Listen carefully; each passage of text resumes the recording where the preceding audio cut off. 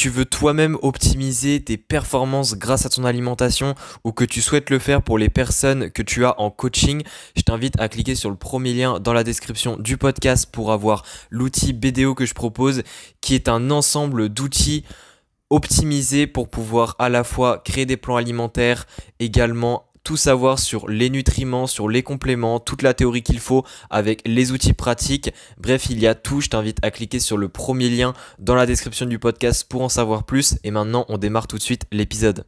Et salut à toi, bienvenue dans ce nouvel épisode du podcast Nourris ta santé.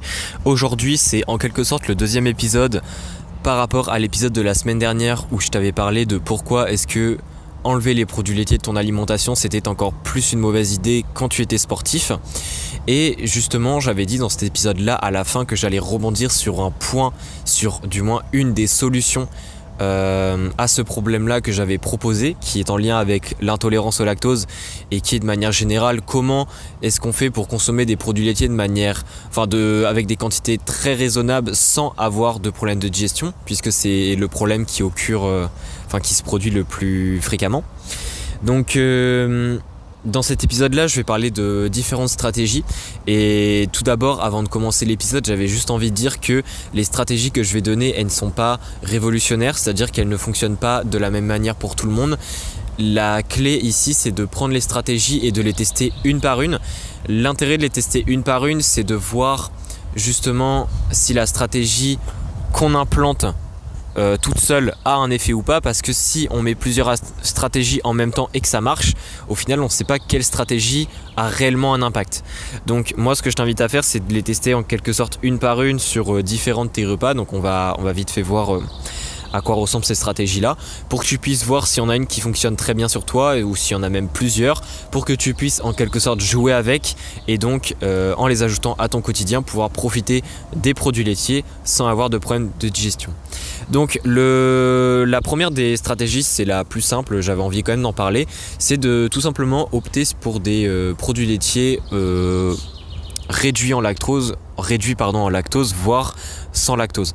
Il y a de plus en plus de lait, de plus en plus aussi de yaourts, etc. qui sont faits sans lactose. Il y a aussi certains fromages qui n'ont pas de lactose, selon par exemple si c'est du fromage de chèvre, du fromage de vache, etc.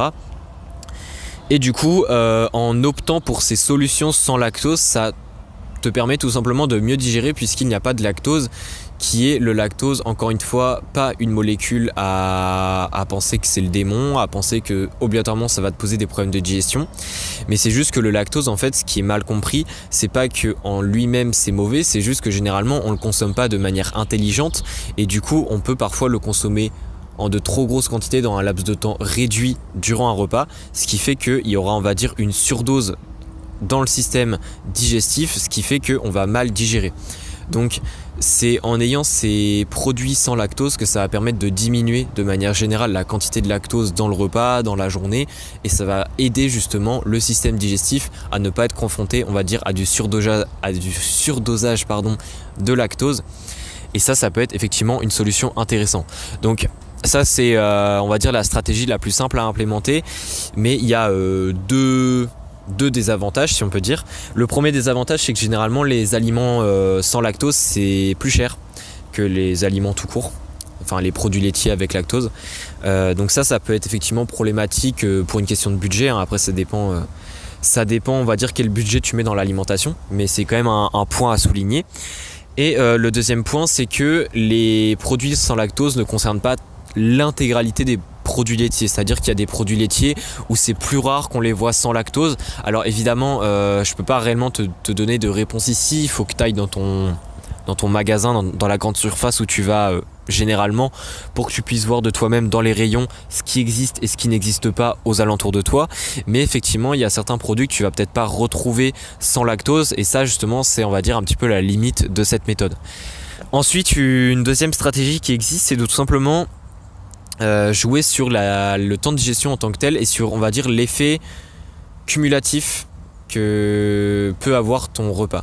C'est-à-dire que quand tu manges un repas, quand tu manges par exemple, imaginons un yaourt avec du lactose, si tu manges le yaourt avec le lactose tout seul, et bien évidemment le temps de digestion va être relativement court parce qu'il n'y a qu'un seul yaourt à digérer. Et vu qu'il y a une quantité de lactose dedans, en peu de temps, ton système digestif va être exposé à une quantité de lactose qui est équivalente à celle d'un yaourt, ce qui peut être à la fois beaucoup ou pas beaucoup selon les personnes et selon la tolérance personnelle qu'on a au lactose, parce que encore une fois, comme je l'ai dit, qu'on soit intolérant au lactose ou pas, on a chacun une tolérance propre par rapport au lactose, et c'est d'ailleurs pareil pour d'autres molécules, pour le gluten, pour les fibres, etc. On a notre propre système digestif et donc on a notre propre tolérance, ce qui fait qu'un yaourt peut être à la fois, s'il est digéré très rapidement, problématique ou non problématique. Et dans le cas où par exemple il est problématique, dans cet exemple-là, il y a une méthode qui est très simple, c'est de tout simplement lier ce yaourt avec d'autres aliments. Autrement dit, tu peux par exemple manger un yaourt, ok, mais tu peux peut-être manger une compote avec, si c'est une collation, imaginons, et un carreau de chocolat. Et en fait, le fait d'additionner avec 2 autres aliments, ça va faire que le temps de digestion va être plus long, parce qu'évidemment, il y a plus d'énergie qui aurait été consommée. Il y a par exemple, avec le chocolat, plus de lipides qui auraient été consommés. Il y a avec la compote un peu de fibres qui auraient été consommées. Et tout ça, ensemble, va faire que le temps de digestion va être rallongé, va être plus long. Et du coup, pour la même quantité de lactose qu'on a, c'est-à-dire que, encore une fois, il reste que le yaourt dans ce cas-ci qui contient du lactose et la compote et le chocolat n'en ont pas. Ce qui fait que pour la même quantité de lactose, le temps de digestion va être beaucoup plus grand et du coup l'exposition au lactose va être, imaginons, divisé par 2.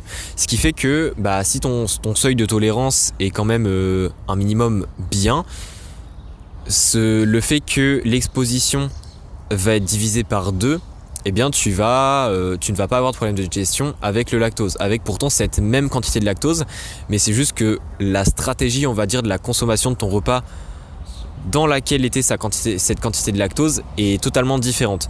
Et c'est vrai que ça paraît bête comme ça en fait, mais c'est généralement une stratégie qui suffit largement pour beaucoup de personnes qui ont de base des problèmes de digestion avec le lactose.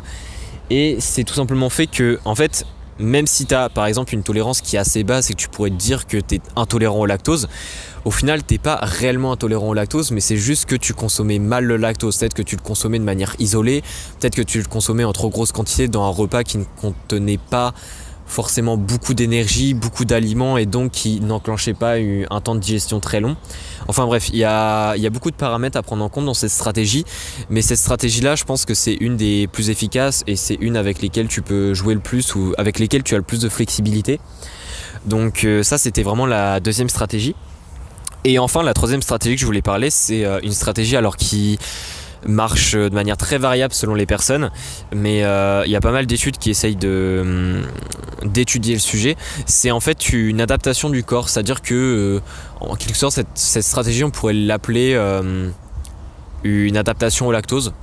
C'est-à-dire en fait que l'idée de cette stratégie-là, c'est qu'au fur et à mesure des jours et des semaines, en consommant une certaine quantité de lactose par jour, donc évidemment le but c'est pas de compter les grammes de lactose qu'il y a dans ta journée parce que c'est pas vraiment possible de le faire, mais c'est juste de consommer tout le temps les mêmes quantités de produits laitiers tous les jours. Imaginons, tu peux par exemple consommer 2 yaourts par jour et une tranche de fromage, imaginons. Et en fait, avec cette quantité de base que tu vas consommer tous les jours et que tu tolères, l'idée en fait c'est que cette quantité de base que tu manges, tu la tolères. Mais par contre, si tu l'augmentes un tout petit peu, imaginons tu rajoutes, je sais pas, un yaourt ou tu rajoutes une tranche de fromage, tu commences à avoir des problèmes de digestion. Autrement dit, c'est une quantité que tu tolères mais qui est à la limite de ton seuil de tolérance au lactose de la journée. Et en fait, l'idée c'est qu'avec cette quantité de base que tu vas consommer tous les jours, au bout de quelques jours ou au bout d'une semaine, imaginons tu l'augmentes un petit peu. Et après tu continues avec cette nouvelle quantité sur quelques jours. Et en fait, l'idée c'est que petit à petit tu augmentes de manière très progressive la quantité de lactose dans ta journée pour que ton corps puisse s'y adapter. En fait, ce qui varie beaucoup d'une personne à l'autre, c'est la vitesse d'adaptation du corps. C'est-à-dire qu'il y a des personnes pour qui, par exemple, au bout de 2 jours avec la même quantité, le corps sera adapté et tu pourras augmenter. Et il y a des personnes, peut-être qu'il faudra 1 voire 2 semaines. Donc ça peut énormément varier, mais c'est une méthode qui a pas mal de potentiel. C'est-à-dire que ça a été étudié et pour le moment, chez beaucoup de personnes, ça marche. Alors évidemment, tu peux pas faire ça à l'infini. Il y a un moment où ton seuil de tolérance, on va dire maximum naturel, si on pourrait dire comme ça, va être atteint et du coup tu pourras plus augmenter. Mais évidemment, une fois que tu auras atteint ce seuil là, il n'y aura même plus d'intérêt à augmenter parce que la quantité de lactose maximum que tu toléreras sera largement suffisante pour que tu puisses consommer des produits laitiers avec de grosses quantités dans la journée, de façon à avoir suffisamment de calcium, etc. Donc ça c'est la troisième méthode. Alors cette troisième méthode, on va dire c'est la plus rigoureuse des trois. C'est-à-dire que les deux autres c'est vraiment de la stratégie alimentaire. La première c'est juste choisir ses aliments au magasin. Et la deuxième c'est choisir ses aliments dans le repas pour faire un repas qui ne va pas poser problème. Cette stratégie-là justement c'est une stratégie qui relève beaucoup plus du